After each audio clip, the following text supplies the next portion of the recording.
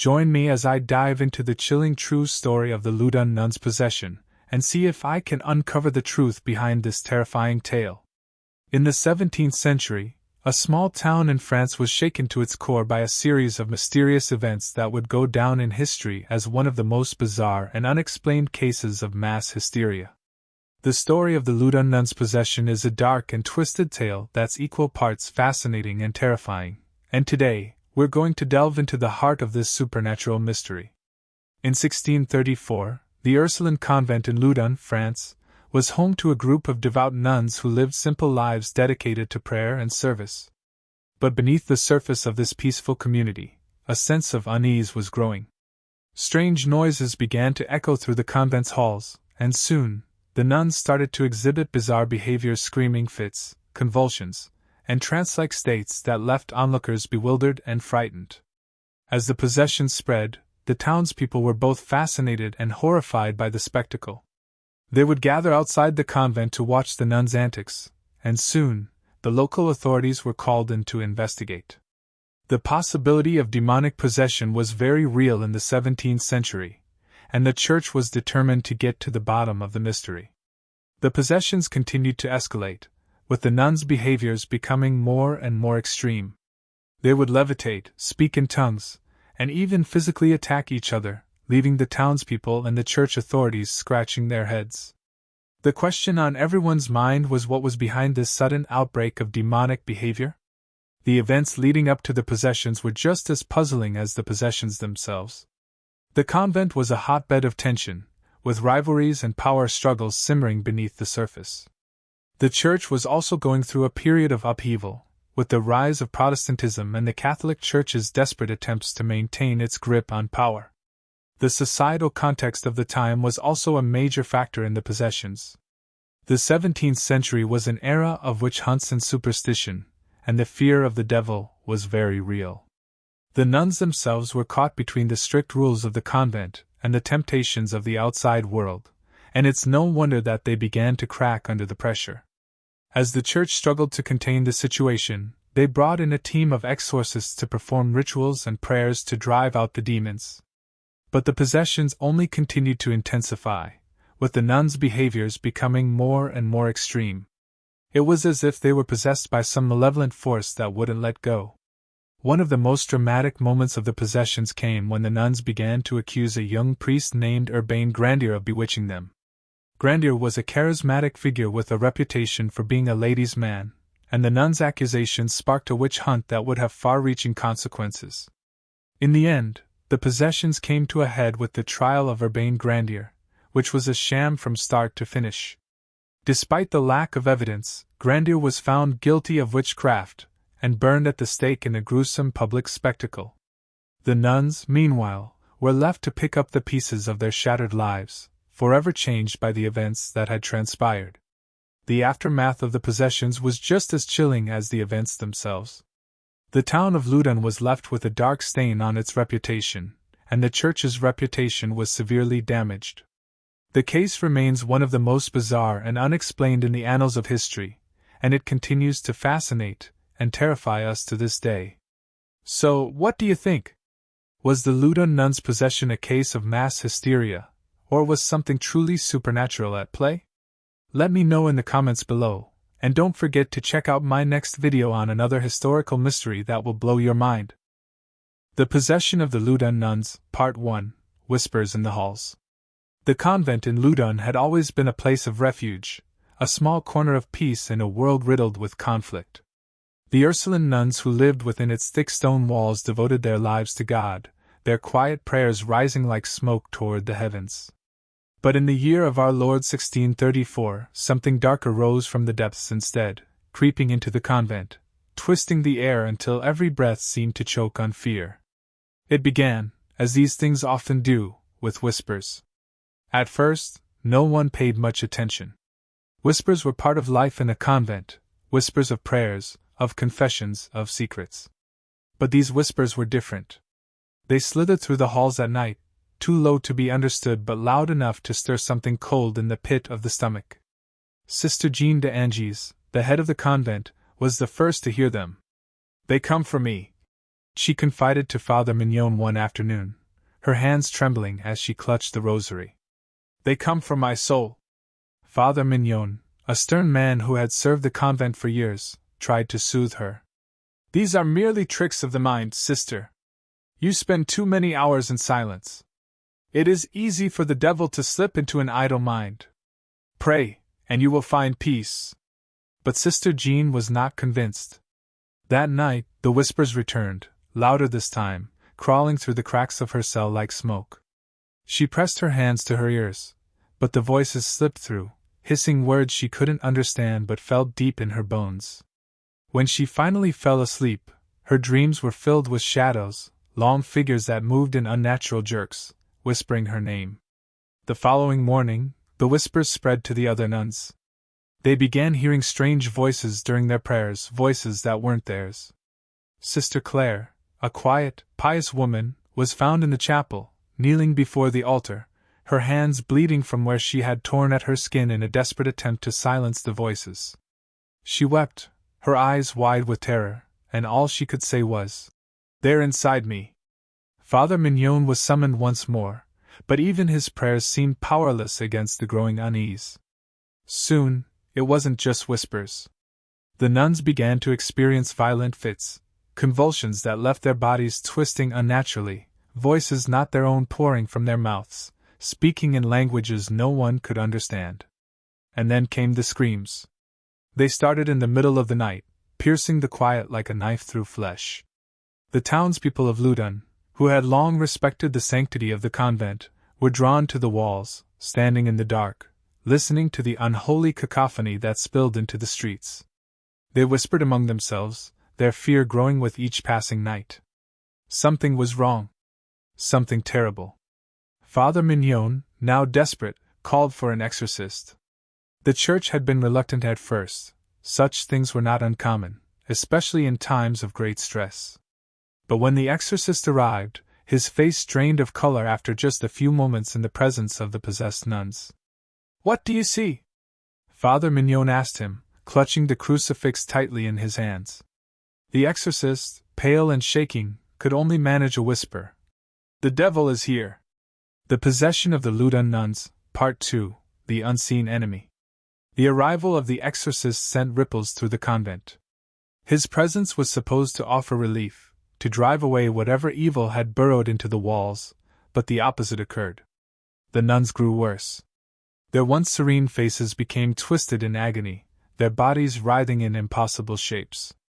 Their voices, once soft and melodic, now spat blasphemies, threats, and curses in languages no one in Loudun could comprehend. It was as if a dam had broken. What had begun with whispers became a torrent of horror.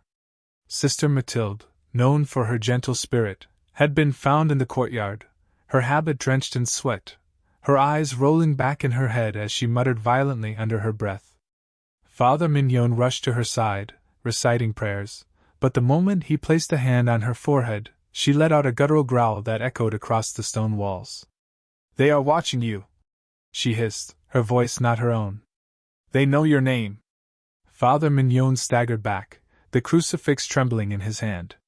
Mathilde's body went limp, collapsing into an eerie silence, as if the words had drained the life from her. The convent was unraveling, and the possession had only begun to reveal its true horror. The following night, the first death occurred. Sister Agnes was found in her cell, her body cold and rigid, her face frozen in a grotesque mask of fear. The doctors could find no cause of death. It was as if her heart had simply stopped. The nuns whispered among themselves, eyes wide with terror, and even the exorcist seemed rattled. "I have seen many possessions in my years," he told Father Mignon in a hushed voice. "But this is something far worse." "Is it the devil?" Father Mignon asked, his voice hoarse. The exorcist shook his head. "Not just the devil. Many devils. There is more than one inside these walls. They are feeding on us, growing stronger." The exorcisms began in earnest. Each day, the nuns were gathered in the chapel, their hands bound with rosaries, their mouths stuffed with holy cloths as the exorcist and Father Mignon prayed over them. But the more they prayed, the worse the nuns became. They convulsed violently, screaming in agony, their eyes rolling back into their skulls, blood trickling from their mouths. Sister Jean was the worst of them all. She had always been a strict and devout leader, her faith unshakable. But now, she was a twisted mockery of the woman she once was. She snarled and spat at the priests, cursing them with words that made the skin crawl. "I see you!" she shrieked one afternoon, her voice echoing through the chapel. "I see your sins, your lies! You cannot hide from me!" Father Mignon, who had been leading the prayers, felt his blood run cold. It was as if Jean was looking straight through him, her eyes black as night. "I see your lust, Father," she hissed, a twisted smile spreading across her face. "Your heart burns for that which you cannot have." The other nuns gasped, their eyes darting nervously to Father Mignon, who turned pale, clutching his crucifix tighter. Jean's words seemed to echo far too closely to his private thoughts, things he had never spoken aloud. How could she have known? The air in the room thickened, growing stifling and foul. Shadows flickered on the walls, dancing like fire in the dim light of the chapel candles.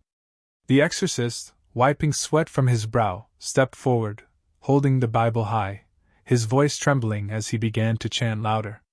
But Jean only laughed. "You are too late, priest!" she shrieked. "He is already here!" And with that, her body jerked upward, levitating a foot off the ground, her limbs stiff as if controlled by invisible strings. The nuns screamed, some fainting, others praying in frantic whispers. Father Mignon stumbled backward, staring in horror as Jean's body hovered before them, her head twisting unnaturally, her mouth stretched in a wicked grin. "The ground beneath your feet is already cursed," she whispered, her voice echoing like 1,000 voices overlapping. "It's his now. Loudun belongs to him." Suddenly, Jean's body collapsed to the floor with a sickening thud, her laughter echoing in the silence that followed. The priests rushed to her side, but her body was still, her breathing shallow, her face locked in a grotesque smile. The priests were shaken, but the townspeople were in the grips of something far worse, hysteria.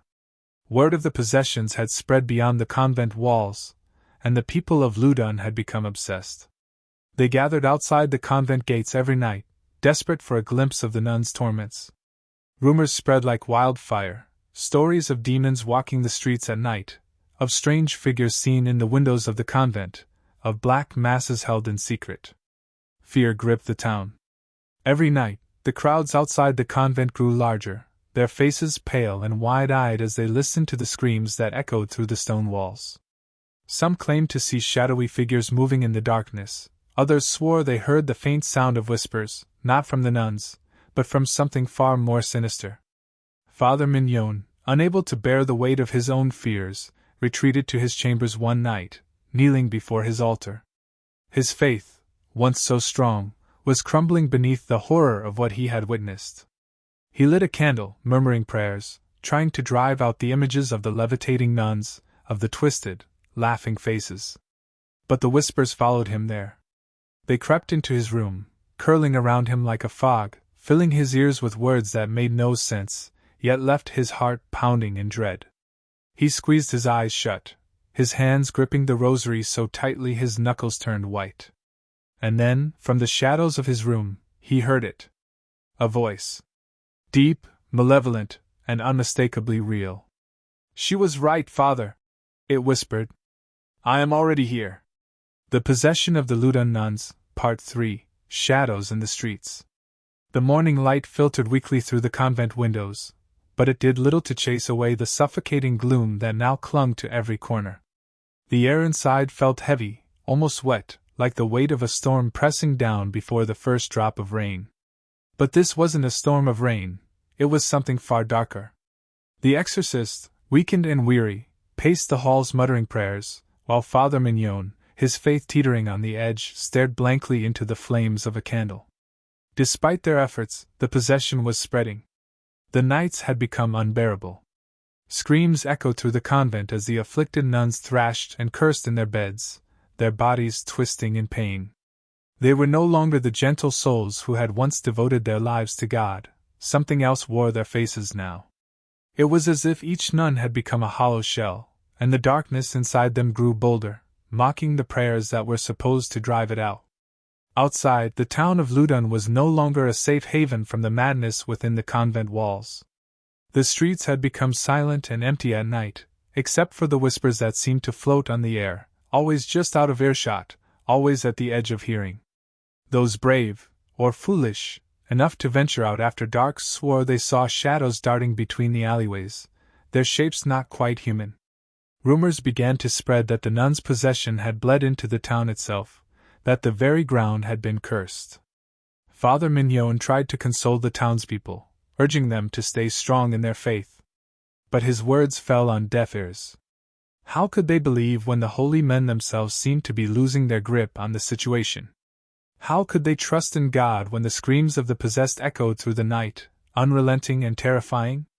In the midst of the growing hysteria, a new terror began to take hold, something far more dangerous than mere fear. The townspeople, desperate for answers, began to turn on one another. It started slowly, with whispered accusations in the market square.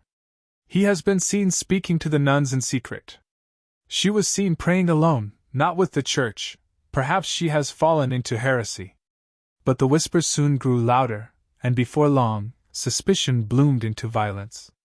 The first victim was a local herbalist, Madame Fournier, who had lived on the outskirts of Loudun for as long as anyone could remember. She had always kept to herself, offering remedies and potions for those who asked, but her solitude and strange ways made her an easy target. One evening, a group of men dragged her from her home, their faces twisted with fear and rage. They accused her of witchcraft, claiming she had cursed the town and summoned the devils that now plagued the convent. Father Mignon arrived just in time to see the mob drag Madame Fournier into the town square, her thin arms bound with rope. The exorcist, pale and exhausted, stood beside him, his hands trembling as he clutched his Bible. The townspeople gathered, their eyes wide with hysteria, their whispers growing into a roar of condemnation. "Burn her!" someone shouted, and the cry was taken up by the crowd. Father Mignon pushed his way to the front, his heart pounding in his chest. "Stop this madness!" he shouted, his voice hoarse from days of sleepless nights. "There is no proof of witchcraft here. The evil in this town comes from the devil himself, not from one of our own." But the mob, fueled by fear and paranoia, refused to listen. They dragged Madame Fournier to a wooden stake hastily erected in the center of the square, their eyes gleaming with a savage need for justice, any justice, even if it was misplaced. The exorcist, looking every bit as fragile as the nuns he tried to save, stepped forward, raising his voice in a final plea. "You must not do this! This is exactly what the demons want: division, chaos. If you give in to this madness, you are letting the devil win." For a moment, the crowd hesitated. But then, from the back, a single voice cut through the tension. "She made a pact. I saw her in the woods at night, speaking to things not of this world." It was a lie, but in their panic, the people of Loudun clung to it like a lifeline. The mob surged forward, their eyes wild with the need to rid themselves of the evil they believed had taken root among them. Before Father Mignon could stop them, they set the pyre ablaze. Madame Fournier's screams echoed through the night, mixing with the cries from the convent, a terrible symphony of suffering. And as the flames licked higher, the townspeople watched, transfixed, their faces lit by the fire's glow. For a brief moment, it seemed as if the flames themselves were alive, twisting and coiling in unnatural ways, casting shadows that danced and writhed on the walls of the surrounding buildings. Father Mignon turned away, his stomach churning with a mix of guilt and fear. He knew that this act of violence had not cleansed the town, it had only fed the darkness growing in their hearts. The exorcist stood beside him, his face pale and drawn. "We are losing, Father," he whispered, his voice barely audible over the crackling flames. "This evil is not just in the nuns. It is in all of us now." The words settled over Father Mignon like a shroud, suffocating and cold. He had been fighting to save the nuns, to rid them of the demonic presence that had claimed them. But in doing so, he had failed to see the greater threat, that the evil was spreading, infecting the entire town like a disease. And then, in the middle of the square, as the flames finally died down and the crowd began to disperse, something moved. A shadow, long and thin, slithered across the ground, too fast to be natural. Father Mignon blinked, thinking his tired mind was playing tricks on him. But when he turned to the exorcist, he saw the fear etched on his face. "Did you see it?" the exorcist asked, his voice shaking. "Something moved in the fire." Father Mignon nodded, unable to speak. His mind raced, piecing together the events of the last few weeks. The nuns' possessions, the spreading madness, the shadowy figures in the streets, none of it made sense. Unless they were not fighting a single demon, but many. An army of dark spirits, unleashed upon Loudun, feeding off the fear and hatred of its people. As the realization settled in, Father Mignon felt the cold fingers of dread curl around his heart. The town was lost. The convent was just the beginning. The possession of the Loudun Nuns, Part 4, the trial of Urbain Grandier. The flames that consumed Madame Fournier had barely cooled when the town of Loudun turned its eyes toward another target, Urbain Grandier. Grandier was no stranger to controversy. He was a young, ambitious priest with a reputation for arrogance and indulgence. His charm had earned him admirers, particularly among the women of Loudun, but his pride had also made him enemies. The rumors of his relationships with women, whispers of scandal, and his refusal to conform to the strict expectations of the church painted a dangerous target on his back. As the possession at the convent grew more severe, the townspeople's fear reached new heights. The exorcist's repeated failures to rid the nuns of their afflictions left them desperate for answers, and desperation breeds recklessness. The nuns' condition worsened every day, their fits growing more violent, their words more venomous. Among the cacophony of blasphemies, one name began to surface again and again: Grandier. It began with Sister Jean. During one of her frenzied episodes, her voice hoarse from hours of screaming, she suddenly fell silent. Her eyes snapped open, burning with unnatural light, and in a voice that was not her own, she cried out, "He is among us! Urbain Grandier has cursed us all!" The name rippled through the convent like wildfire. Soon, other nuns joined in, their voices joining in grotesque unison. "Grandier!" they shrieked, their bodies convulsing. "He is the one! He brought the devil into our hearts!" Father Mignon, already on the verge of collapse from days without sleep, was horrified. Could it be true? Was Grandier the source of all this evil? It seemed unthinkable. But as the accusations spread through the convent and out into the town, the people of Loudun clung to the idea with a fervor that bordered on hysteria. It didn't take long for a full-fledged witch hunt to form. Rumors swirled that Grandier had secretly practiced witchcraft, that he had made a pact with the devil to gain power. The whispers twisted his every action into proof of his guilt. He was seen talking to women alone in the church. Clearly, he had seduced them with dark magic. He refused to participate in the exorcisms at the convent, proof that he feared exposure. He had angered the church with his brazen disregard for its authority, evidence that he was under Satan's influence. The people needed a scapegoat, and Grandier was the perfect fit. Father Mignon, tormented by doubt, sought out the exorcist for guidance. He found the old man sitting in the chapel, his face pale and sunken from exhaustion. "What do we do?" Father Mignon asked, his voice barely above a whisper. "Could Grandier truly be responsible?" The exorcist sighed, running a hand through his thinning hair. "The nuns believe it," he said quietly. "And the town believes it. In times like these, belief can be as dangerous as truth.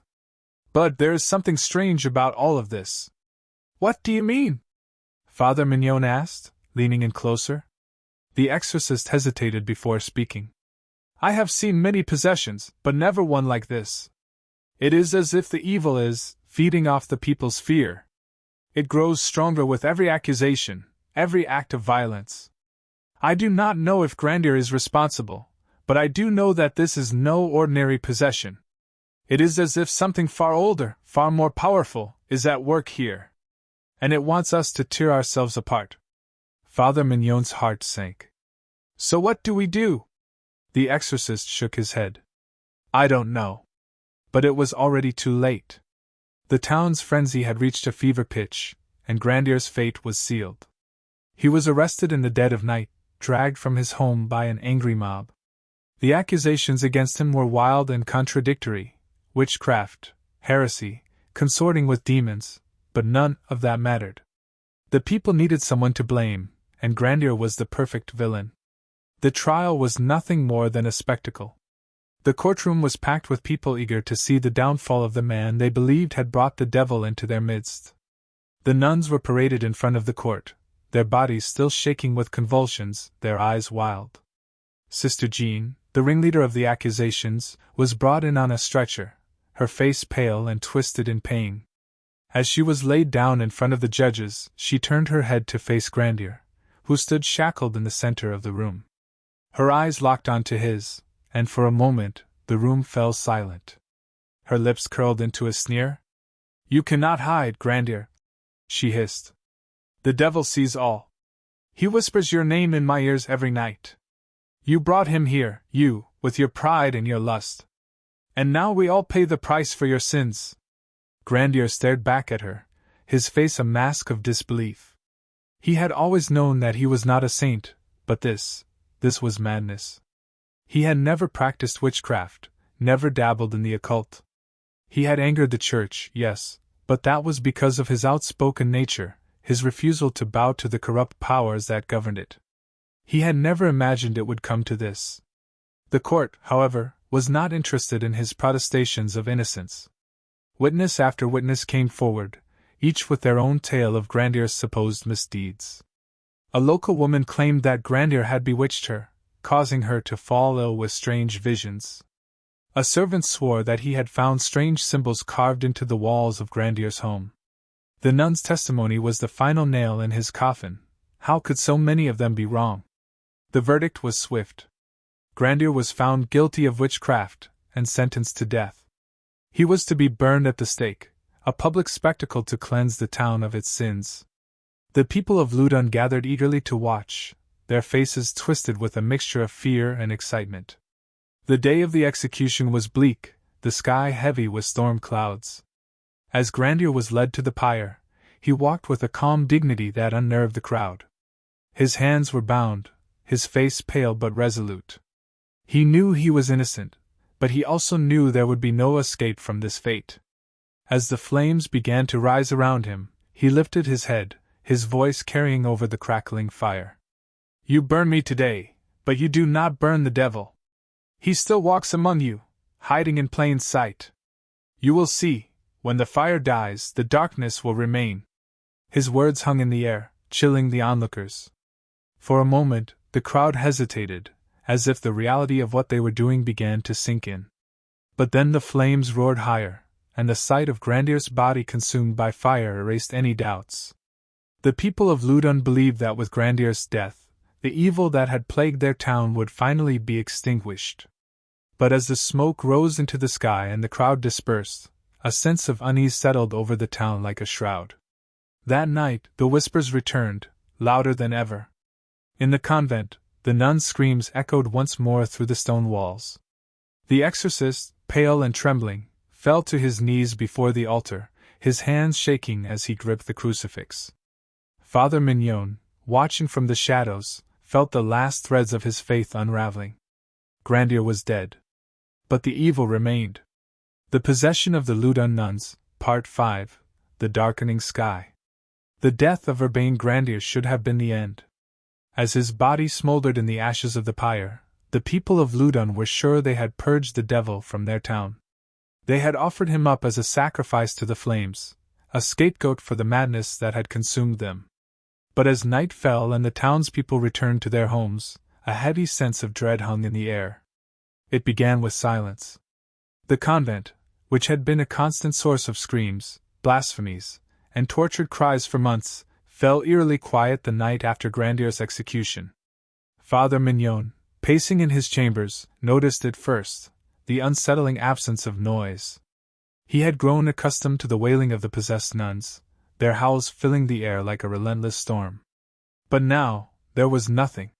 He hurried to the chapel, his heart pounding in his chest, half hoping that the silence meant the nightmare was over. That the exorcisms had finally worked, and Grandier's death had lifted the curse. But deep down, he knew better. Inside the chapel, the nuns sat motionless, their faces blank and eyes distant. Sister Jean, who had been the most violent, the most vocal in her accusations, was now utterly still. Her eyes, once burning with madness, stared unblinking at the altar, her hands clasped in her lap as if frozen in time. The other nuns, too, sat in a strange, unnatural calm, their bodies stiff like dolls left forgotten in a room. Father Mignon's breath caught in his throat. "Sister Jean," he whispered, approaching her cautiously. "Can you hear me?" No response. He knelt beside her, placing a hand on her shoulder, half expecting her to lunge at him or spit some vile curse. But she didn't move. She remained rigid, like a statue carved from stone. Mignon turned to the exorcist, who stood at the far end of the room, his face pale and haggard. "What is happening?" Father Mignon asked, his voice trembling. The exorcist shook his head, his eyes hollow with exhaustion. "I do not know," he muttered. "I have never seen anything like this before. It is as if they are empty." Father Mignon's stomach churned. "Empty?" The exorcist nodded. "The demons, they're gone. But so is something else. Something essential." A chill crawled up Father Mignon's spine. He had spent months praying for the demons to leave, but now that they had, the nuns seemed lost, hollowed out, their souls stripped bare. They had been possessed, but now, they were nothing. The silence was unbearable. Suddenly, a low groan echoed through the chapel. The nuns remained still, but the air grew thick with tension, as if something unseen had slipped into the room. Father Mignon felt the hair on the back of his neck rise. He glanced toward the windows, where shadows seemed to stretch and twist unnaturally against the stone walls. "Do you feel that?" the exorcist whispered, his voice barely audible. Father Mignon nodded, his throat dry. The air was changing, growing colder, heavier. The shadows on the walls flickered, as if something was moving behind them, unseen but undeniably there. "God help us!" the exorcist breathed, clutching his rosary tightly. The floor beneath them seemed to vibrate, a faint hum resonating through the stone like a heartbeat. The candles on the altar flickered, their flames bending unnaturally, as though pulled towards something in the dark corners of the chapel. "Do you see that?" Father Mignon whispered, his eyes fixed on the far wall, where the shadows seemed to coalesce, growing darker, deeper. The exorcist stepped forward, his hands trembling. "Stay back," he warned, his voice thick with fear. "Do not go near it." But Father Mignon couldn't tear his gaze away. The shadows, they weren't just flickering, they were taking shape. Slowly, they began to form long, sinuous shapes, figures that twisted and stretched impossibly tall. They moved without sound, slithering along the walls, their bodies formless but distinctly malevolent. "What is that?" Father Mignon whispered, his voice barely a breath. The exorcist swallowed hard. "I don't know," he replied, his voice cracking. "But it's not human." As they watched in horror, the shadows seemed to pulse, growing darker, more solid. The room grew colder, the air heavy with the stench of decay. A deep, guttural sound, like the distant rumble of thunder, filled the chapel, growing louder with every passing second. The nuns remained frozen, their eyes wide but unseeing, their bodies rigid. It was as if they had been abandoned, left behind by the very evil that had once possessed them. And then, without warning, Sister Jean moved. Her head snapped toward Father Mignon, her eyes wide and unblinking. For a moment, her face remained blank, but then a slow, twisted smile crept across her lips. It was a smile that did not belong to her, a smile too wide, too cruel, too knowing. "Father," she whispered, her voice a low hiss. "You should have let him live." Father Mignon stumbled backward, his heart hammering in his chest. "Jean?" he stammered, his voice barely a whisper. Her smile widened, her eyes glinting with something dark, something ancient. "You think you've won," she said, her voice laced with malice. "You think Urbain Grandier would save you." She let out a low, throaty laugh. "But you've only set us free. The shadows on the walls pulsed again, this time moving faster, coiling around the edges of the room like smoke. Father Mignon watched in horror as the shapes grew more defined, their long, thin forms sliding across the stone like serpents. Sister Jean's voice grew louder, her words echoing through the chapel. The devil you feared was just the beginning. There are others, many others. And now they are free. Thanks to you. The exorcist stepped forward, holding out his crucifix. In the name of Christ I command you. But Sister Jean's laughter cut him off, her voice rising to a shriek. He does not hear you anymore, priest. This place is ours now. The shadows surged forward, filling the room with darkness. The candles flickered violently, and then, one by one, they went out. The room was plunged into blackness, and in that moment, Father Mignon felt the true weight of the horror he had unleashed. It wasn't just one demon.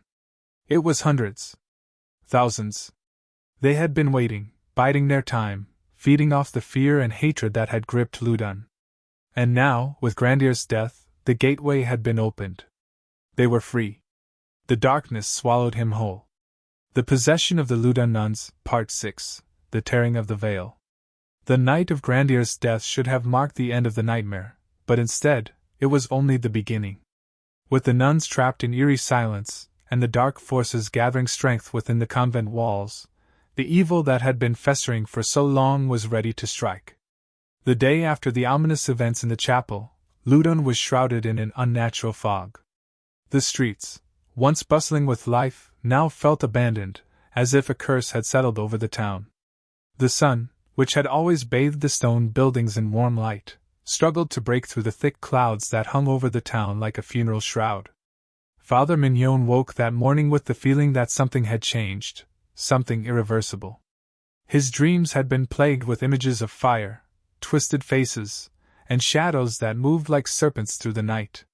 He could still hear Sister Jean's mocking laughter echoing in his ears, her words, "You've only set us free," repeating in his mind like a curse. As he made his way through the convent, the quiet was suffocating. The nuns, still sitting stiffly in the chapel, were barely alive. Their eyes stared straight ahead, unfocused and glazed, their bodies stiff and cold. It was as if their very souls had been siphoned away, leaving behind empty husks. But the true horror was yet to come. By midday, whispers began to spread through the town. The fog, thick and heavy, seemed to swallow everything in its path. No birds sang, no dogs barked, and the usual chatter of the townsfolk had fallen into a hushed murmur. Those who ventured into the fog returned pale and trembling, their eyes darting nervously as if they were being watched by unseen forces. Father Mignon hurried toward the square, where a crowd had already gathered, their faces anxious and pale. The fog, which had started on the outskirts of town, was now seeping into the heart of Loudun, crawling along the cobblestone streets like a living thing. It moved unnaturally, twisting and swirling as though guided by an unseen hand. And with the fog came the whispers. They drifted on the air, faint and unintelligible at first, but soon they grew louder, filling the streets with eerie voices that seemed to come from nowhere and everywhere at once. The people of Loudun huddled together, their faces twisted in fear, unable to shake the feeling that something terrible was about to happen. "It's the devil," someone whispered, their voice trembling. "He's come for us all." Father Mignon pushed through the crowd, his heart racing. The weight of the previous night's events pressed down on him like a vice. Grandier's execution, the silence of the nuns, the shadows in the chapel, it all pointed to something far worse than anyone had imagined. The exorcist appeared beside him, his face gaunt and pale. "Do you hear them?" he asked, his voice barely above a whisper. Father Mignon nodded, his eyes scanning the fog. "What is this? What's happening?" The exorcist shook his head, his hands trembling as he clutched his rosary. "The veil between this world and the next, it's tearing. I can feel it. The demons, they're no longer bound. They've been set free." "Set free?" Father Mignon echoed, horror twisting in his gut. "How?" The exorcist's eyes darkened. "When Grandier died, something broke. His execution, it wasn't just the death of a man. It was a sacrifice. A doorway was opened. Father Mignon's mind raced. A doorway? To what? To them, the exorcist whispered, his eyes wide with terror. The demons, the spirits, the fallen, they were always here, always watching. But they were bound by something. Now they walk among us. As if on cue, a blood-curdling scream pierced the fog, shattering the uneasy silence. The crowd parted, gasping in horror as a woman stumbled into the square, her eyes wide with terror, her face streaked with blood. She collapsed to the ground, sobbing uncontrollably. "It's in my house," she cried, her voice trembling. "It's in all our houses." Father Mignon rushed to her side, kneeling beside her. "What's in your house? What did you see?" The woman's hands shook violently as she clutched at her dress, her voice barely a whisper. "Shadows. Crawling, twisting shadows. They're alive. They spoke to me, they said they've come to take us." The crowd recoiled, fear rippling through the square. Father Mignon felt a cold sweat break out across his skin. Shadows. He had seen them too, in the convent, moving against the walls like dark, slithering things. Whatever had been unleashed was spreading, seeping into every corner of the town. And then, the bell rang. The church bell, usually reserved for calls to mass or warnings of danger, tolled through the fog, its deep, sonorous sound echoing through the streets. But this time, the bell sounded wrong, its tone distorted, warped, as if it was being rung by something not entirely human. The crowd turned toward the church, their faces pale with fear. Father Mignon stood, his heart pounding in his chest. The bell was tolling faster now, each ring more frantic than the last, as though it was warning them of something approaching. Without thinking, Father Mignon ran toward the church, the exorcist following closely behind. The fog thickened as they neared, the whispers growing louder, more insistent. The sound of the bell rang in his ears, each toll vibrating deep in his bones. When they reached the doors of the church, Father Mignon stopped short, his breath catching in his throat. The door was ajar, swinging gently in the fog-choked air. He pushed it open cautiously, stepping inside. What greeted him inside made his blood run cold. The pews were empty, but the air inside the church was thick with the same malevolent presence he had felt in the convent. The shadows that had been confined to the chapel now moved freely through the aisles, twisting and writhing, their forms barely visible in the dim light of the candles. And there, at the front of the church, was the bell ringer. A man, one of the townsfolk, stood beside the bell rope, his face contorted in a grotesque mask of fear. His hands were clutching the rope so tightly his knuckles had turned white, and his body was shaking violently as he pulled on it again and again, the bell ringing out its frantic toll. Father Mignon stepped forward, his heart pounding in his chest. "Stop!" he cried out. "You must stop ringing the bell!" The man's eyes snapped open, wide and bloodshot. His lips parted, but the sound that came from his mouth was not his own. It was deep, guttural, like the growl of an animal. "You cannot stop it," the voice rasped. "It is already here." Father Mignon froze, his breath catching in his throat. The shadows slithered closer, their dark tendrils reaching toward him. The air grew thick with the stench of decay, and the whispers in the fog became deafening, like the roar of 1,000 voices speaking at once. "Who are you?" Father Mignon demanded, stepping closer to the man. The figure turned toward him, his eyes rolling back into his head. "We are many," he hissed. "And we are everywhere." The bell rang again, the sound vibrating through the church like a death knell. Father Mignon felt a wave of nausea wash over him as the shadows closed in, their forms twisting and stretching, taking on grotesque shapes. "You cannot save them," the voice growled. "This town belongs to us now." The bell tolled again. And again. Suddenly, with a sharp snap, the bell rope broke, and the man collapsed to the floor, his body limp and lifeless. The church fell into an eerie silence, broken only by the soft crackle of the candle flames. Father Mignon stood frozen, staring at the man's lifeless body, the shadows still creeping toward him. The exorcist stepped forward, his face pale but resolute. "It's not just the convent anymore," he whispered. It's the entire town. The Possession of the Loudun Nuns, Part 7, A Town in Darkness. By the time the sun began to set, Loudun was unrecognizable. The fog, thick and choking, had devoured the town. It moved like a living thing, crawling into every home, every alley, seeping into the bones of the buildings and the minds of the people. The whispers that filled the air had grown louder, more insistent, their voices mingling with the sound of wind that now howled through the narrow streets. But it wasn't just the fog. It was what came with it. Father Mignon stood at the edge of the town square, his heart heavy with dread. He had tried to stop it, tried to warn the people, but it was no use. They were all caught in the web now. The evil that had been unleashed in the convent had spilled over into the streets, and now it was everywhere. And with every passing hour, it grew stronger. The fog clung to his skin as he made his way toward the convent. He had left the church behind, unable to stay there any longer after witnessing the bell ringer's grotesque possession. The shadows had been closing in, growing more solid, more threatening, and he had felt the unmistakable weight of 1,000 eyes watching him from the dark corners of the room. Now, as he approached the convent, the air felt even heavier, as though the very atmosphere was pressing down on him, trying to force him into the ground. His breaths came shallow and quick, the fear gnawing at his resolve. Beside him, the exorcist moved silently, his face pale and gaunt. "They're still in there," the exorcist whispered, nodding toward the convent's towering walls. "The nuns? Whatever's left of them." Father Mignon swallowed hard, his eyes flicking to the windows of the convent. The darkness within seemed to pulse, as though something was moving just beyond the glass, waiting. "Do you think they can be saved?" he asked, though he already knew the answer. The exorcist's silence confirmed his worst fears.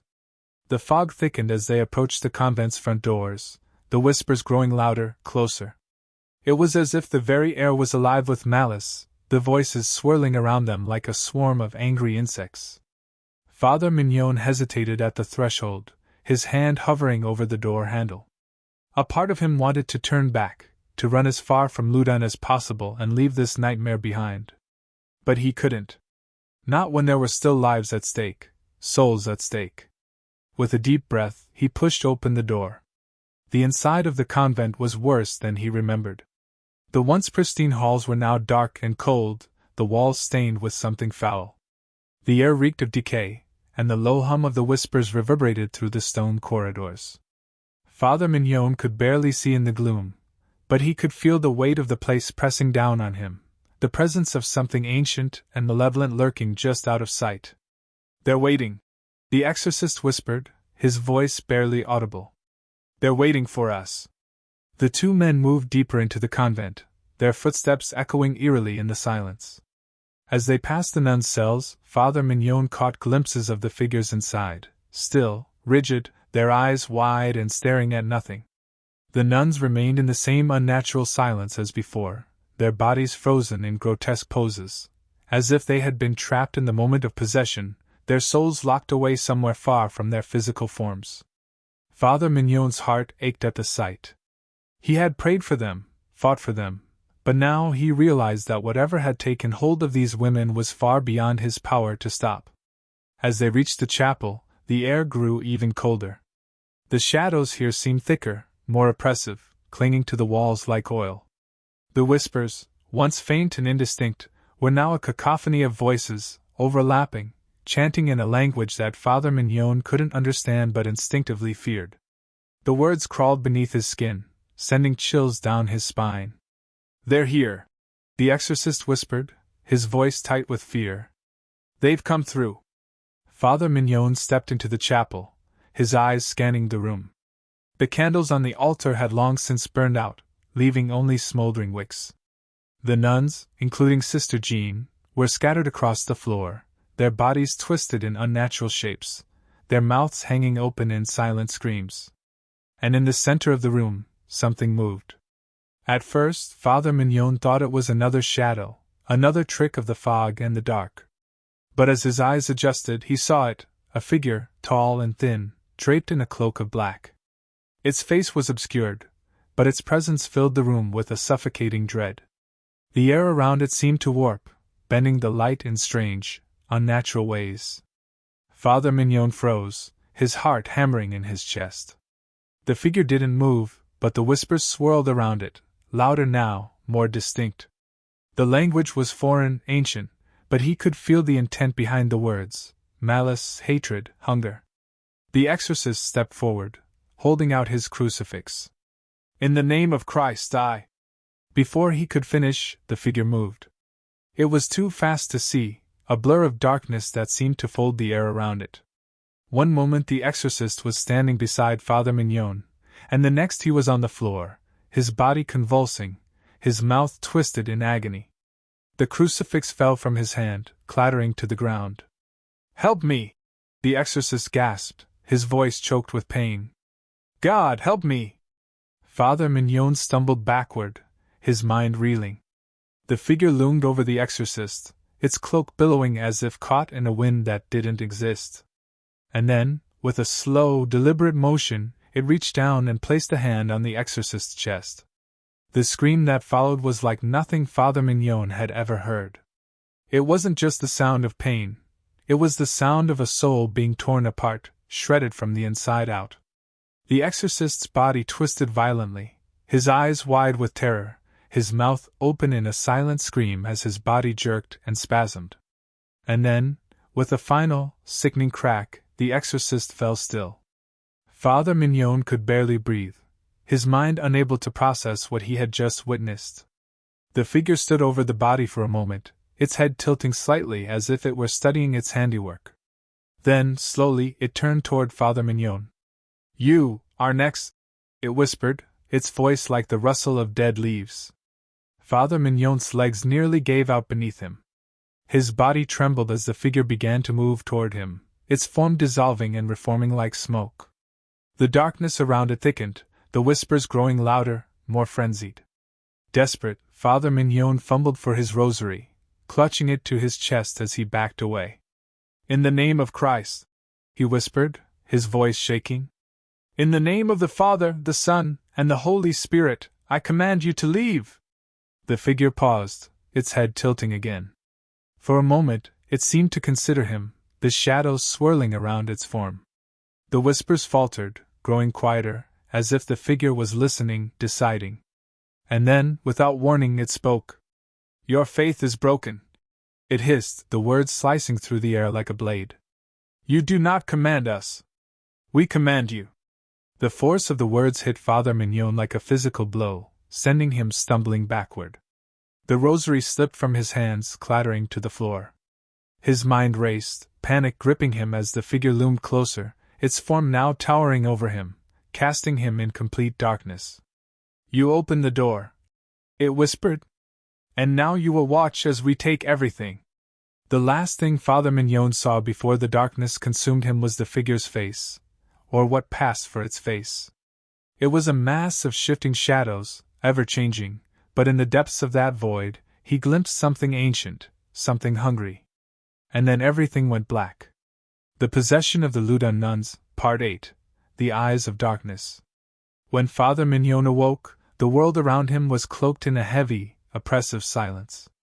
His body ached, his head pounded, and his vision blurred as he tried to push himself up from the cold stone floor.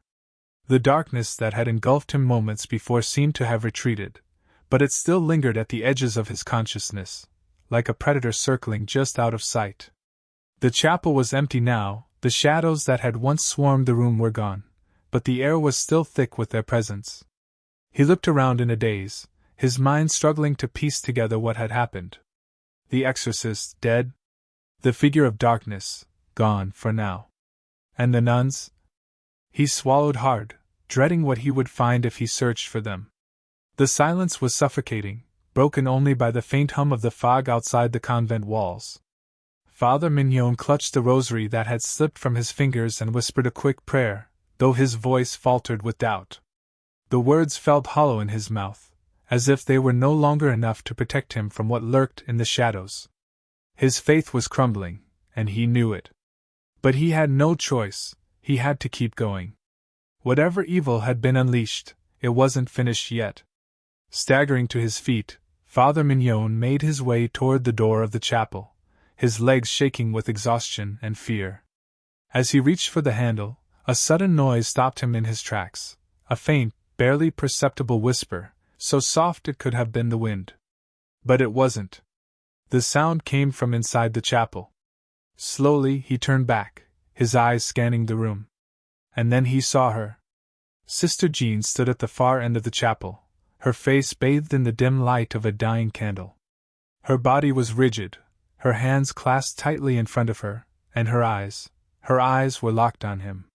There was no life in them, no humanity, only an empty blackness that seemed to stretch into an abyss. The same twisted smile she had worn before was still plastered on her face, a grotesque mask of cruelty. "Sister Jean?" Father Mignon whispered, his voice trembling. She didn't move, didn't blink, but he could feel her watching him with a cold, calculated malice that sent shivers down his spine. "Sister," he tried again, taking a hesitant step toward her. "What has happened to you?" This time she moved. Her head tilted ever so slightly, her smile widening, but the rest of her body remained eerily still. When she spoke, her voice was a low, guttural rasp, nothing like the voice of the woman he had known. It was something darker, something older. "You shouldn't have come back, Father," she hissed, the words dragging out like nails on a chalkboard. "It's too late for prayers." Father Mignon recoiled, the weight of her words sinking into his chest like a stone. What are you?" Sister Jean's smile twisted into something even more grotesque, her eyes glinting with amusement. "We are what was always here, lurking in the dark corners of this world. We are what you tried to banish, but you only opened the door wider." Father Mignon's stomach churned. "The possessions, the demons. They're inside you. But why? What do you want?" Sister Jean let out a low, sinister laugh, a sound that echoed through the empty chapel. "You still don't understand, do you? This isn't about Grandier. It never was. It was about all of you, your fear, your faith, your hatred. You gave us everything we needed to break free." Father Mignon felt the weight of her words crush him.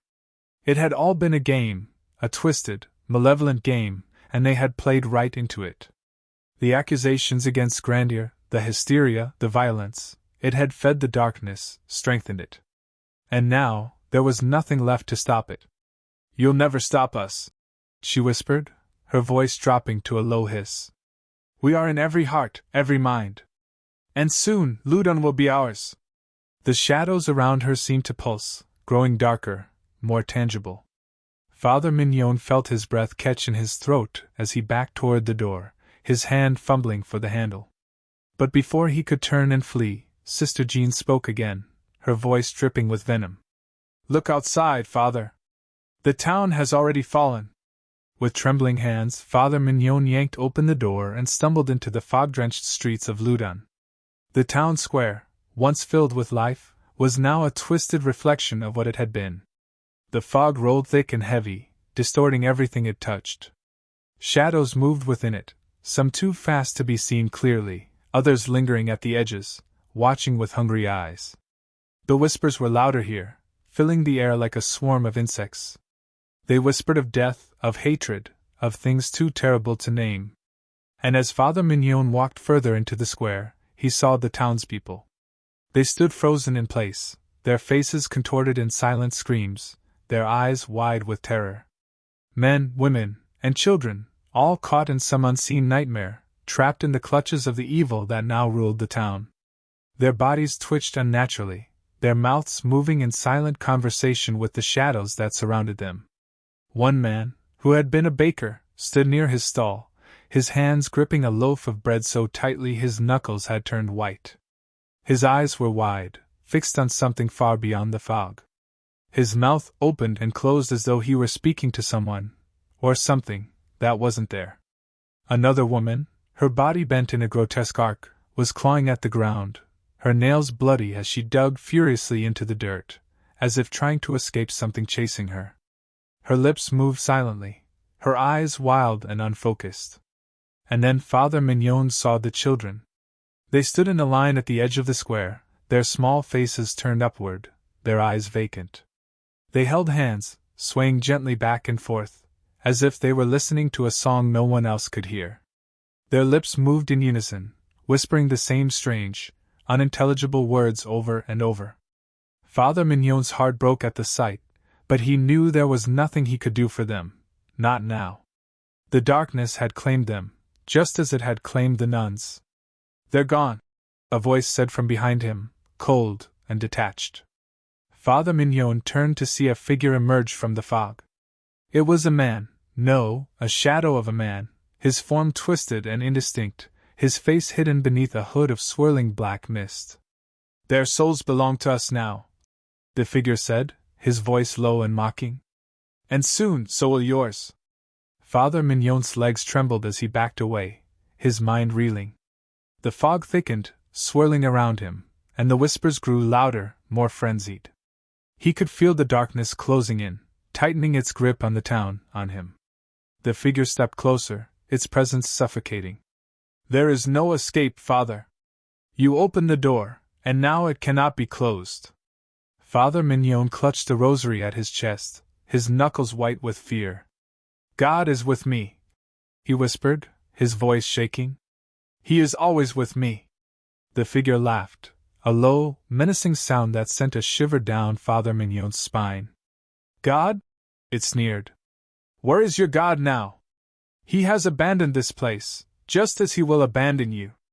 The fog swirled around them, and for a moment, Father Mignon could see nothing but darkness. His heart pounded in his chest as he stumbled back, trying to escape, but there was nowhere to run.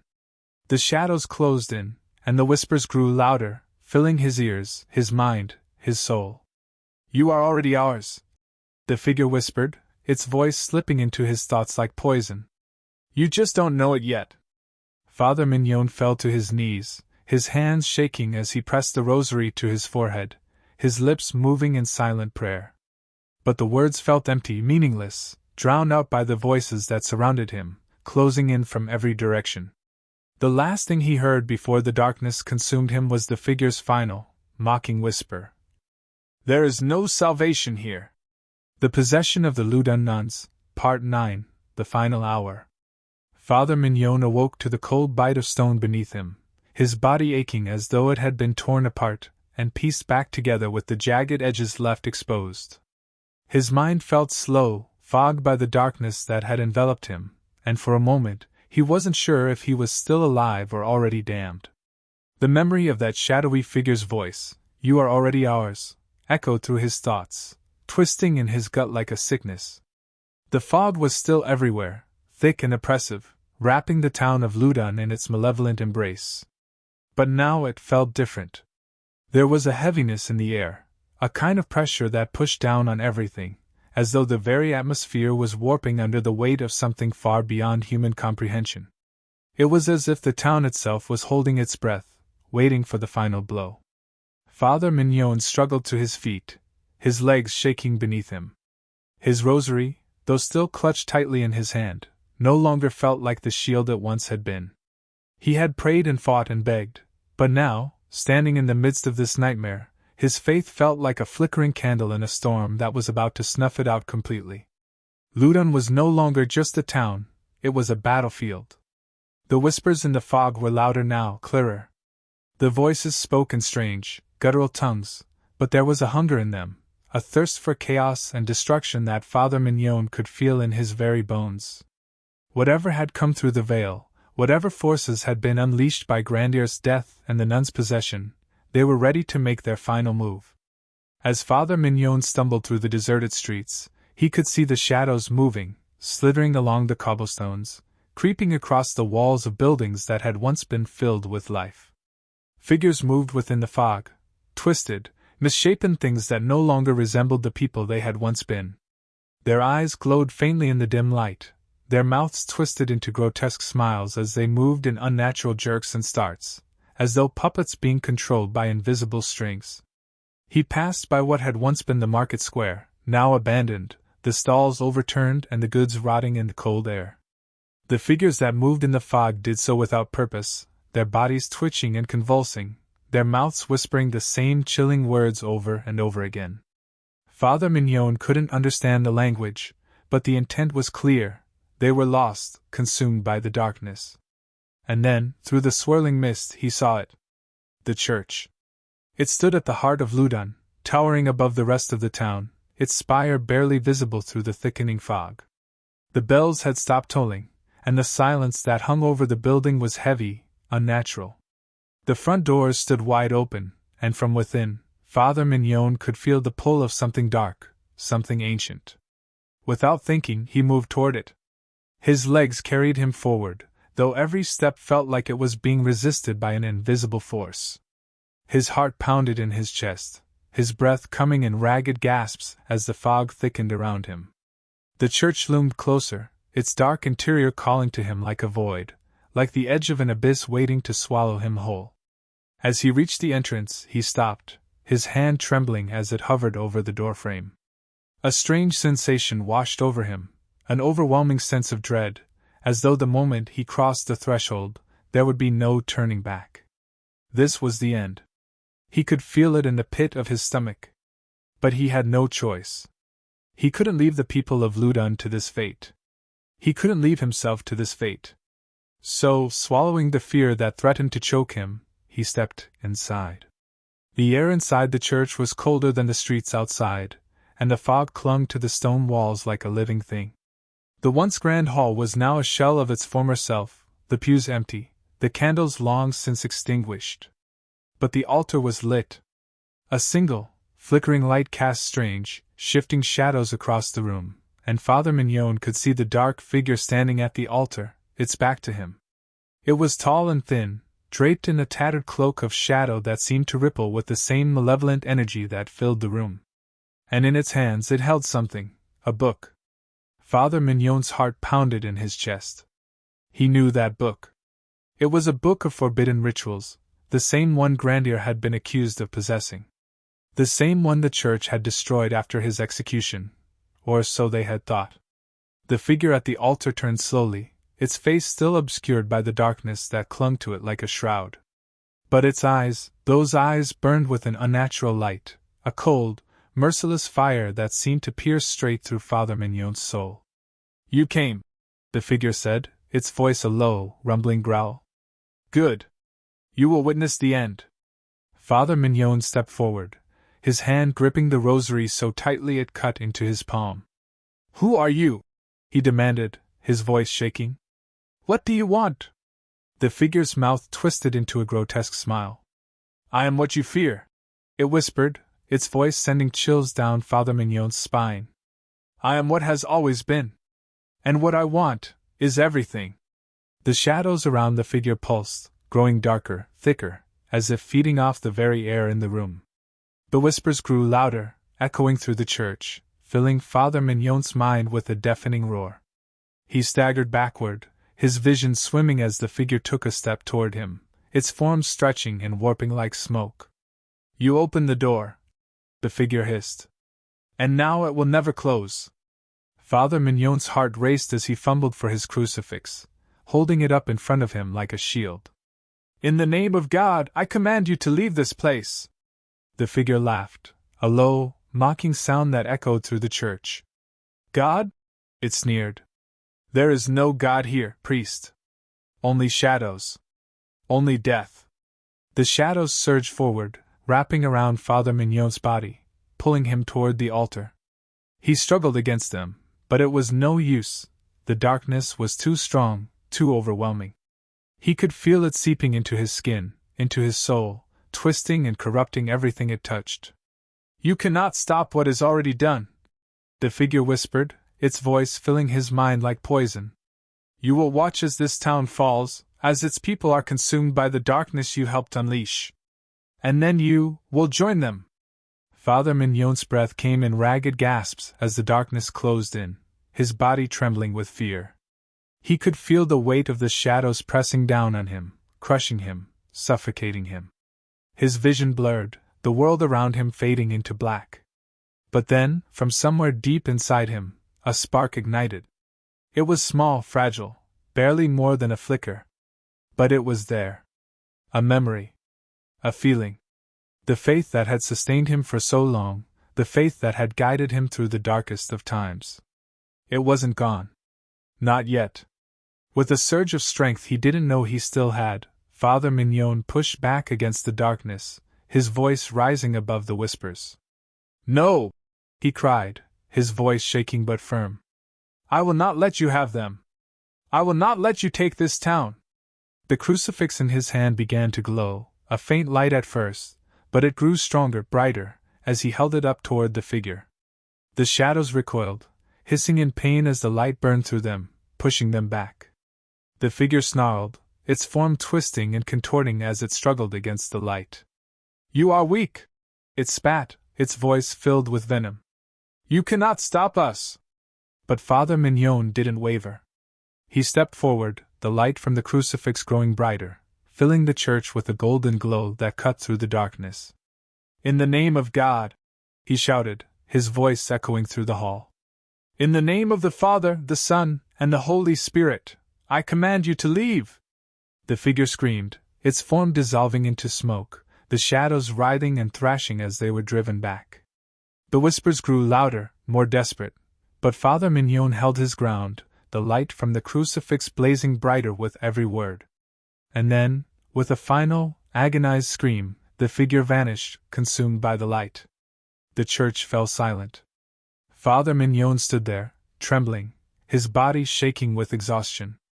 The fog that had filled the town began to lift, the darkness retreating, leaving behind a heavy, oppressive stillness. It was over. Or so he thought. The Possession of the Loudun Nuns, Part 10, The Aftermath of Light. Father Mignon stood in the center of the ruined church, his body trembling from exhaustion and his soul weighed down by a strange, quiet dread. The light from his crucifix had dimmed to a faint glow, barely illuminating the devastation around him. The figure of darkness, the shadow that had threatened to consume him and the town, had vanished, but the silence left behind was unsettling. It wasn't the peace of victory, it was the uneasy stillness that comes before a new storm. The fog outside was thinning, retreating from the streets of Loudun as if driven back by an unseen force. Yet despite the lifting veil, there was no sense of relief. The air was still thick with the stench of decay, the whispers had faded to a murmur, but they lingered at the edge of hearing, like ghosts waiting in the wings. Father Mignon's legs felt weak beneath him. He collapsed to his knees, his breath ragged, as the weight of what he had just endured finally settled over him. The crucifix slipped from his hand and clattered to the stone floor, its glow flickering one last time before going out completely, leaving him in darkness. For a moment, he allowed himself to believe it was over. The demon, the figure of shadow, had been banished. The light had prevailed, had pushed back the evil that had crawled through the streets, and infected the hearts of his flock. But deep down, he knew better. The battle may have been won, but the war was far from over. The silence in the church was broken by the soft creak of a door opening. Father Mignon's head snapped up, his pulse quickening. For a heartbeat, fear surged through him again, that primal terror that the shadow had returned. But as his eyes adjusted to the gloom, he saw a figure standing in the doorway, not a demon, but a woman. It was Sister Jean. She stepped into the church slowly, her face pale and drawn, but her eyes were no longer filled with the madness that had once possessed her. They were wide, fearful, and clear of the darkness that had twisted her soul. Her body no longer moved with the unnatural jerks and spasms that had marked her possession. She was free. "Father," she whispered, her voice fragile, as though it might shatter at any moment. Is it over?" Father Mignon pushed himself up from the floor, his limbs protesting in pain. He nodded weakly, though the certainty he projected was for her benefit more than his own. "Yes, sister," he said, his voice barely a rasp. "The worst of it is over." Sister Jean's shoulders sagged with relief, and she made the sign of the cross, her lips moving in a prayer of thanks. She approached him cautiously, her eyes scanning the dimly lit church, as if expecting the darkness to reappear at any moment. I don't remember much," she confessed, her voice trembling. "Only flashes, like a nightmare I couldn't wake from. But I could feel it, Father. I could feel something inside me. Something ancient. Father Mignon swallowed hard. He had seen firsthand the horrors that had gripped Sister Jean, how the evil that had infested her had torn through the convent and spread like a plague. And yet here she was, standing before him, alive and free. It wasn't you, Jean, he assured her, placing a hand on her shoulder. Whatever darkness controlled you, it is gone now. Sister Jean nodded, though a flicker of doubt crossed her face. She turned to gaze at the altar, her eyes lingering on the spot where the shadow had stood. And the others? She asked quietly. The nuns, the people, are they free too? Father Mignon's stomach twisted. He wasn't sure. The town had been consumed by the fog, the darkness spreading its tendrils into every corner of Loudun. The figures he had seen, twisted, hollow, haunted him still. He had driven the shadow from the church, but what about the rest of the town? We'll find out, he said, forcing himself to stand taller. We'll see to them. Together. Sister Jean's eyes softened, and she offered him a weak, but grateful smile. Yes, Father. The two of them moved toward the doors of the church, stepping out into the open air for the first time in what felt like an eternity. The fog was still there, swirling gently around the cobblestones, but it was thinner now, less oppressive. As they walked through the streets, the murmur of whispers faded to near silence, the voices retreating into the distance. But Loudun was far from saved. The townspeople had emerged from their homes, their faces ashen, their eyes wide with disbelief. They moved like sleepwalkers, stumbling through the fog with dazed expressions, as though they were just waking from a nightmare. Some were crying, clutching at their loved ones, while others stood frozen in place, their eyes staring blankly ahead, lost in the memories of what they had seen. Father Mignon and Sister Jean moved from person to person, offering what comfort they could, but the people's souls were fractured. The darkness that had gripped Loudun had left scars, deep, festering wounds that no prayer or blessing could easily heal. And then they came to the convent. The gates were still open, swinging slowly in the wind. Inside, the nuns lay scattered across the stone floor, their bodies motionless. Father Mignon's heart sank as he rushed forward, his breath catching in his throat. For a terrible moment, he feared the worst, that the darkness had taken them all, that they had been claimed by the evil that had infested the convent. But as he knelt beside the first nun, he felt the faint rise and fall of her chest. She was alive. They're breathing, Sister Jean whispered, kneeling beside him. They're still alive. Father Mignon let out a long, shaky breath, relief flooding through him. The nuns had survived the night, but just barely. Whatever had possessed them, whatever ancient evil had taken hold of their bodies and minds, it had left them weak, broken. They were free of the immediate danger, but the darkness had left its mark. They will recover, Father Mignon said softly, though he wasn't sure who he was trying to convince, Sister Jean or himself. In time. But as he looked down at the fragile, broken bodies of the women who had once served the convent with such devotion, he couldn't shake the feeling that the darkness had not fully been defeated. There was something lingering, something unfinished.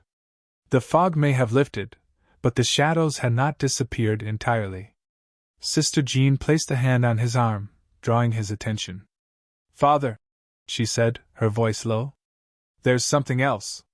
He looked at her, the fear in her eyes unmistakable. When I was under its control, she continued, her voice faltering, I saw something. Not just in the convent, but beyond. It wasn't just here, in Loudun. This darkness, whatever it is, it's spreading. It's moving from town to town, like a plague. Father Mignon felt his blood run cold. What are you saying? Sister Jean's eyes filled with dread. It's not over, Father. This was only the beginning. The Possession of the Loudun Nuns, Part 11, The Unholy Plague. Father Mignon's heart sank as Sister Jean's words echoed in his mind, it's not over. This was only the beginning.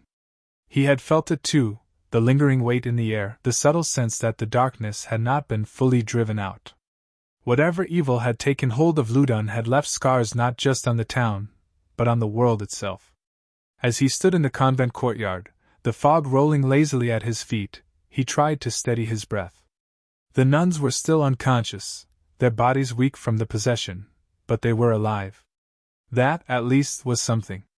But the darkness hadn't been vanquished. It had retreated, only to spread somewhere else. Sister Jean's pale face was turned upward, her eyes scanning the sky as though waiting for some divine intervention that would never come. "Father," she whispered, her voice tight with fear, "I think it's going to spread. What we experience here in Loudun is just a small part of something much larger." Father Mignon felt the weight of her words press down on him. "Where will it go?" he asked, his voice barely above a whisper. Sister Jean shook her head, her hands trembling at her sides. "I don't know. But I felt it. When I was possessed, I could feel other places, other towns, other souls being drawn in. There are cracks forming in the world, Father. This thing, it's slipping through. And it's hungry." A chill ran through Father Mignon. He had fought against the darkness that had infested Loudun, but he had been so focused on saving the nuns, on driving the evil from their souls, that he hadn't stopped to think about where that evil had gone. It hadn't simply vanished, it had moved. "We have to warn them," Sister Jean said, her voice trembling with urgency. "The neighboring villages, the towns beyond. They need to know what's coming." Father Mignon nodded, though his mind was still reeling from the enormity of what she was suggesting. How could they warn anyone when they didn't fully understand what was happening themselves? But they had no choice. They had seen the darkness firsthand, felt its power. If it was spreading, others had to be warned.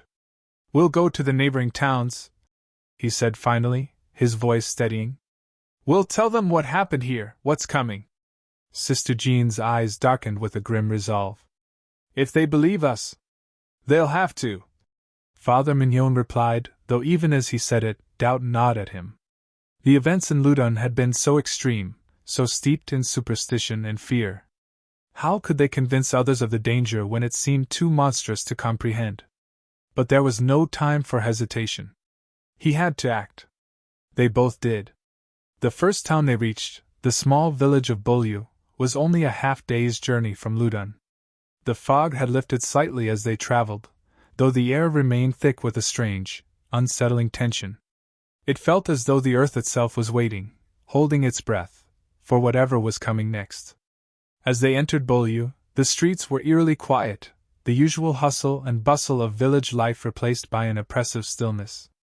Father Mignon exchanged a worried glance with Sister Jean before stepping toward the nearest home, a small stone house with flowers growing in the windowsill. He knocked gently on the door. An elderly woman opened it, her eyes narrowing with suspicion. "Yes? What do you want?" Father Mignon took a deep breath. "We've come to warn you," he began. "We are from Loudun, a town not far from here. Something terrible has happened there." The woman's expression hardened. "Loudun, you say? We've heard the rumors. Heard there was witchcraft there. Possession. Is that what you've come to spread? More hysteria?" Sister Jean stepped forward, her voice pleading. "Please, you have to listen to us. It's not just Loudun. The evil that was unleashed there, it's spreading. It's coming for other towns. It's coming here." The woman's eyes narrowed further, her lips curling in disdain. "I've lived through enough seasons of hysteria to know when someone's trying to stir up trouble. You won't find any witches here." Father Mignon's heart sank as he realized the enormity of their task. These people had no reason to believe them, why should they? The idea that something supernatural, something ancient and malevolent, was spreading from town to town like a plague seemed like madness. And yet they had seen it. "We don't mean to cause fear," Father Mignon said, his voice firm. "But you must take precautions. Strange things are happening. You've seen the fog, haven't you? Have you heard the whispers?" The woman's face blanched for just a moment, a flicker of fear she quickly buried. "I don't know what you're talking about," she said, but her voice wavered. "We've been to the edge of the world and back," Sister Jean pressed. "The fog. The shadows. The voices, they aren't just in Loudun. They're coming. Please, you have to believe us." But the woman slammed the door in their faces. Father Mignon stood there for a long moment, staring at the closed door, his heart heavy with despair. If this was how people reacted, how could they possibly warn anyone? The evil was spreading, but it was invisible to the eyes of those who hadn't yet been touched by it. By the time the fog rolled in and the shadows came alive, it would be too late. "We'll find someone who will listen," Sister Jean said, her voice tight with determination. "We can't give up." They spent the rest of the day moving through the village, knocking on doors, trying to explain what had happened in Loudun, trying to warn them. But everywhere they went, they were met with the same disbelief, the same scorn. The villagers either didn't believe them, or they were too afraid to face the possibility that something so terrible could be real. As the sun began to set, casting long, eerie shadows across the streets of Beaulieu, Father Mignon and Sister Jean made their way to the church at the center of the village. It was smaller than the one in Loudun, its walls weathered and cracked, but it still stood as a beacon of hope. If there was one place where they might find someone who would listen, it would be here. Inside they found the village priest, a wiry man with thinning hair and a deep-set frown, tending to the altar. He looked up as they entered, his expression guarded but not unkind. "Father," Mignon began, his voice weary, "we've come from Loudun. We need your help." The priest's eyes flickered with recognition at the mention of the town. "Loudun? The town of possession?" Mignon nodded. "Yes. But it's more than just possession. The evil that came to Loudun, it's spreading. The fog, the darkness. It's coming here, to your village and to others." The priest's frown deepened, but he listened carefully as Father Mignon explained what had happened in Loudun, the possessions, the fog, the shadow that had nearly consumed them. Sister Jean added her own harrowing account of being under the influence of the dark forces, of the visions she had seen of the evil reaching beyond Loudun's borders. When they finished, the priest was silent for a long time, his brow furrowed in thought. "I've heard rumors," he said finally. "Whispers of strange occurrences in other villages. People disappearing. Unexplained deaths. I didn't want to believe it, but perhaps there is something to what you're saying." Father Mignon felt a surge of hope. Finally, someone was listening. "What can we do?" the priest asked, his voice low and serious. "How do we stop it?" Sister Jean and Father Mignon exchanged a glance, but neither of them had an answer. They had fought the darkness in Loudun, but they had barely survived, and now it was spreading beyond their control. How could they stop something so ancient, so powerful? "We need to find the source," Father Mignon said at last. "There must be something, a root to this evil, something that opened the door in the first place. We thought it was Grandier's execution, but now I think it goes deeper." The priest nodded solemnly. "Then we will help you. We will do whatever it takes to stop this evil." But even as the priest spoke, a faint sound reached their ears, a low, distant hum, like the soft rustle of wind through trees. Father Mignon's blood ran cold. It wasn't the wind. It was the whispers. They were back. The priest's face paled, his eyes widening in fear as he realized what the sound was. The fog was rolling in, creeping into Beaulieu just as it had in Loudun. "It's here," Sister Jean whispered, her voice shaking. "It's already here." Father Mignon turned toward the door, his heart pounding in his chest. The shadows were coming. The darkness had arrived. And this time, there might be no stopping it. The Possession of the Loudun Nuns, Part 12, The Final Confrontation. The fog crept into Beaulieu like a predator stalking its prey, silent and relentless. It slithered through the narrow streets, twisting around corners and slipping beneath doors. It moved with purpose, drawn to the fearful hearts of the villagers, feeding on their growing terror.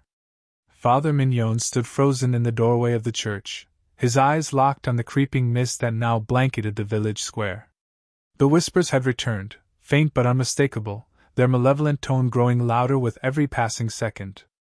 "It's already here," Sister Jean repeated, her voice barely audible as she stared out into the fog. She could feel it, the same oppressive darkness that had consumed Loudun, the same ancient evil that had nearly destroyed them. It was spreading faster now, growing bolder, no longer content to lurk in the shadows. It was coming for them, for all of them. The village priest, his face pale with fear, stepped back from the altar, clutching the crucifix hanging around his neck. "What do we do?" he asked, his voice trembling. "How do we stop this?" Father Mignon forced himself to take a breath, steadying his shaking hands. He had faced this evil once before, and barely survived. Now it was back, stronger than before, and there was nowhere left to run. He turned to the priest, his voice calm but filled with grim resolve. "We fight." "Fight?" the priest echoed, disbelief flashing in his eyes. "How can we fight something like this?" "We have no choice," Sister Jean said, her voice stronger now, though her hands trembled at her sides. "If we don't fight, it will consume us. Just like it did in Loudun." Father Mignon nodded, his mind racing. The light, the crucifix, it drove them back before. It can do it again. "We need to gather the villagers, get them into the church, and protect them. We'll face it here." The priest hesitated, fear flickering across his face, but then he nodded, his jaw tightening. "I'll ring the bell. I'll call them here." As the priest hurried toward the bell tower, Father Mignon turned to Sister Jean, his eyes filled with a mix of fear and determination. "This will be worse than what we faced in Loudun. The darkness is stronger now, and it's hungry." "I know," Sister Jean replied, her voice barely a whisper. "But we're stronger too." They stepped outside into the thickening fog, the village square barely visible through the swirling mist. The air was colder now, the whispers louder, more insistent. They moved through the streets, calling out to the villagers, urging them to come to the church, to take shelter. Some listened, their eyes wide with terror as they rushed into the sanctuary. Others stared blankly, as though already lost to the darkness, their minds shattered by fear. Father Mignon's heart ached as he watched them, knowing that not all of them would be saved. As the bell rang out from the church tower, echoing through the fog-drenched streets, Father Mignon and Sister Jean hurried back to the church. Inside, a small group of villagers huddled together, their faces pale and drawn. The priest stood at the altar, his hands trembling as he recited prayers, his voice shaking with every word. "We'll protect them here," Father Mignon said, his voice low but firm. "We'll make our stand." Sister Jean nodded, but her eyes were drawn to the windows. The fog outside had grown thicker, darker, and within it, shadows moved. They slithered through the mist like serpents, twisting and coiling, their forms just out of sight. But she could feel them, she could feel their hunger, their hatred. "They're here," she whispered, her voice barely audible. "The shadows." Father Mignon's heart pounded in his chest as he stepped toward the altar, his hand gripping the crucifix so tightly his knuckles turned white. The light from the candles flickered, the flames bending as though caught in an invisible wind. The whispers grew louder, filling the church, echoing off the stone walls. The villagers huddled closer together, their fear palpable. And then, from the depths of the fog, a figure appeared. It was tall and thin, its body draped in a cloak of shadows, its face obscured by darkness. But its eyes glowed with a cold, unholy light, the same eyes Father Mignon had seen in Loudun. The figure moved slowly, deliberately, its presence filling the room with a suffocating sense of dread. Father Mignon stepped forward, holding the crucifix high, his voice strong despite the fear gnawing at his insides. "In the name of God, I command you to leave this place." The figure paused, its head tilting slightly as if considering his words. And then it spoke. "God does not hear you, priest," it hissed, its voice like the rustle of dead leaves. "This place belongs to us now." The shadows around the figure writhed, growing darker, more solid, as though they were feeding off the fear that filled the room. The whispers grew louder, more frenzied, filling the air with their malevolent chant. Sister Jean stepped forward, her eyes burning with defiance. "You won't take this village," she said, her voice shaking but resolute. "We won't let you." The figure's lips curled into a twisted smile. "You are already lost," it whispered. "Your faith is broken. Your souls are weak. And now you will join us. With a sudden, violent movement, the shadows surged forward, crashing into the church like a wave of darkness. The villagers screamed, their bodies thrown back as the force of the shadows slammed into them, wrapping around them, suffocating them. The whispers rose to a deafening roar, filling Father Mignon's mind with a cacophony of voices. But he didn't waver. With every ounce of strength he had left, he held the crucifix high, its light flickering in the face of the overwhelming darkness. "In the name of the Father, the Son, and the Holy Spirit," he shouted, his voice shaking but firm, "I command you to leave this place." The light from the crucifix blazed brighter, cutting through the shadows, pushing them back. The figure screamed, its body writhing as the light burned through it, dissolving the darkness. The shadows hissed and recoiled, shrinking away from the light, retreating into the corners of the room. But it wasn't enough. The figure, though weakened, remained. Its eyes burned with fury as it stepped forward again, its shadowy form reforming, growing taller, more monstrous. "You cannot stop us," it snarled. "We are many. We are eternal." Father Mignon's strength was failing. He could feel the weight of the darkness pressing down on him, suffocating him, draining him of his will.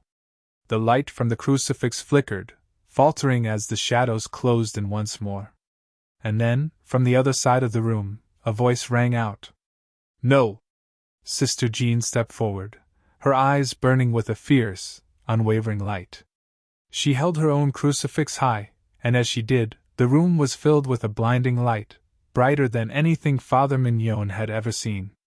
The shadows shrieked, recoiling from the light, their forms disintegrating into nothing. The figure screamed, its body dissolving in the face of the light. "No!" it howled, its voice filled with fury and terror. "This cannot be! We cannot be defeated!" But it was too late. The light consumed the figure, burning away the darkness, banishing it from the church, from the village. The whispers died, the shadows melted away, and the fog began to lift. It was over. Father Mignon fell to his knees, his body trembling with exhaustion. The villagers, though shaken, were alive, their eyes wide with disbelief. Sister Jean stood beside him, her face pale but determined, her crucifix still glowing faintly in her hand. They had won. But as Father Mignon looked out over the village, at the ruined streets and the hollow-eyed villagers, he knew that the cost had been great. Loudun had been the beginning, but Beaulieu had been saved, for now. The darkness had been driven back, but it hadn't been destroyed. Not entirely. Sister Jean knelt beside him, her voice soft but resolute. "It's not over, is it?" Father Mignon shook his head, his heart heavy with the knowledge of what lay ahead. "No," he whispered. "It's not over." The darkness was still out there, waiting, lurking in the shadows of the world. And one day, it would return. But when it did, they would be ready. The end.